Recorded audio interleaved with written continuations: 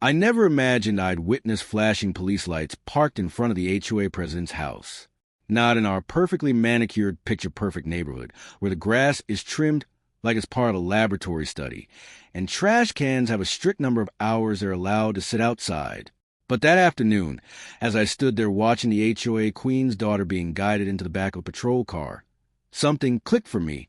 Some people mistake neighborhood authority for real power. Let me tell you how this entire disaster began.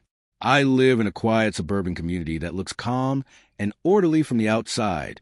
Spotless sidewalks, identical mailboxes lined up like soldiers, fresh mulch laid down every spring without fail. But if you've ever lived under a strict HOA, you know the reality behind that polished image. Every month brings a new regulation. Every week comes another warning email. And right in the middle of it all was our HOA president, the type who treated the bylaws like royal commandments carved in stone.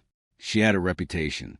Fining residents for leaving their garage door open a few minutes too long, mailing violation notices because someone's holiday decorations were excessively colorful.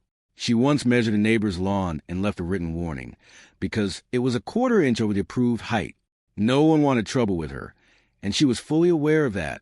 Now I own an ATV. It's not some oversized monster machine, just a well-maintained, legally registered ATV that I use for weekend trail rides and the occasional yard project. I keep it covered beside my garage, on my own property. It's clean, it's quiet, it doesn't bother anyone, except her. She had complained about it multiple times, insisting it lowered the aesthetic standards of the neighborhood. I politely reminded her that it was permitted under HOA guidelines as long as it remained covered and wasn't operated recklessly, which it wasn't. She didn't appreciate being corrected. After that conversation, I started noticing more random inspections around my house. Emails about trivial things. Nitpicking. It felt targeted. Then came the Saturday that changed everything. I had been out running errands for a few hours. When I turned into my driveway, something immediately felt wrong. The cover that's always neatly strapped over my ATV was gone. I stepped closer. The ATV itself was gone. For a moment, I just stared at the empty space. I checked inside the garage. Nothing. I walked around the house. Still nothing. My stomach dropped. Before I could even fully process it, my phone buzzed. It was my neighbor. "Hey, isn't that your ATV?" Emily's riding it around the cul-de-sac. Emily, the HOA president's 19-year-old daughter. I headed down the sidewalk toward the main street, and sure enough, there she was, laughing, speeding in tight circles, showing off for a couple friends on my ATV. She wasn't just sitting on it. She was tearing up the road like it belonged to her.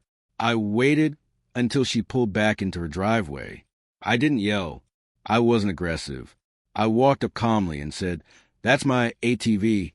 Why do you have it?" She looked at me like I was the one causing a problem. "Oh, this? It was just sitting there," she said. "Mom said it's basically an eyesore." I told her clearly that she did not have permission to take it, that it was private property. She laughed. Actually laughed. "You can't do anything," she said. "My mom runs this neighborhood." That sentence told me everything. She genuinely believed there would be zero consequences. So I pulled out my phone and called the police. Within minutes, her mom stormed outside like I had committed some unforgivable offense by dialing 3 numbers. She was furious. "How dare you escalate this?" she shouted. "This is a neighborhood matter." I calmly explained that her daughter had taken my registered motor vehicle without permission. She tried to frame it as a misunderstanding, claimed it was just borrowing, said it had been left accessible, as though that somehow made it public property. When the police arrived, the tone shifted instantly. The officer asked Emily directly whether she had permission to take the ATV. She hesitated, glanced at her mother, then back at the officer. Karen attempted to interrupt, insisting they would handle it internally. The officer shut that down immediately. He made it clear that HOA authority does not override state law. Taking someone's motor vehicle without permission qualifies as theft or unauthorized use, no matter who your parent is. The confidence drained from Emily's face. Then came the twist neither of them saw coming. My neighbor across the street had security cameras, and he had already pulled the footage. It clearly showed Emily and one of her friends earlier that day walking onto my property, removing the cover, and pushing the ATV down the driveway before starting it. It wasn't confusion. It wasn't borrowing. It was intentional. The officer watched the footage right there on my neighbor's phone. There wasn't much left to debate. That's when the handcuffs came out. Karen shifted from confident to panicked in seconds. She started ranting about reputation, threatening lawsuits, claiming she knew people at City Hall, but none of it made a difference. The law doesn't bend for HOA presidents. Watching Emily sit in the back of that patrol car felt surreal. The same person who told me I couldn't do anything was now staring straight ahead, completely silent.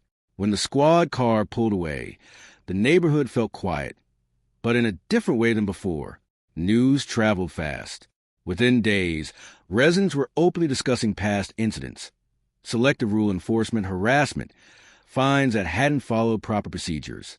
It turned out I wasn't the only one who had experienced intimidation. A few weeks later, Karen resigned as HOA president.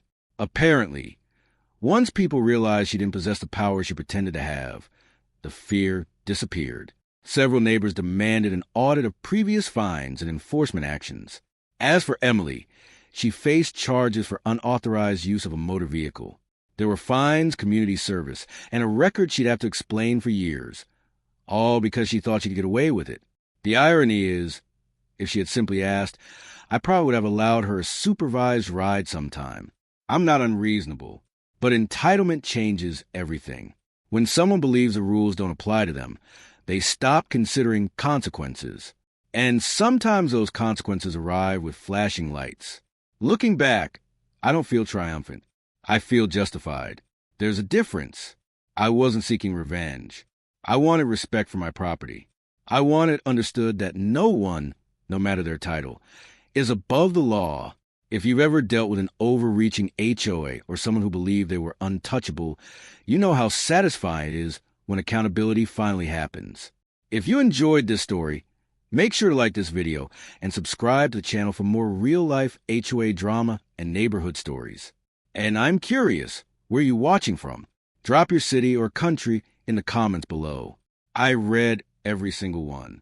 Trust me, you won't believe what happened next in my neighborhood.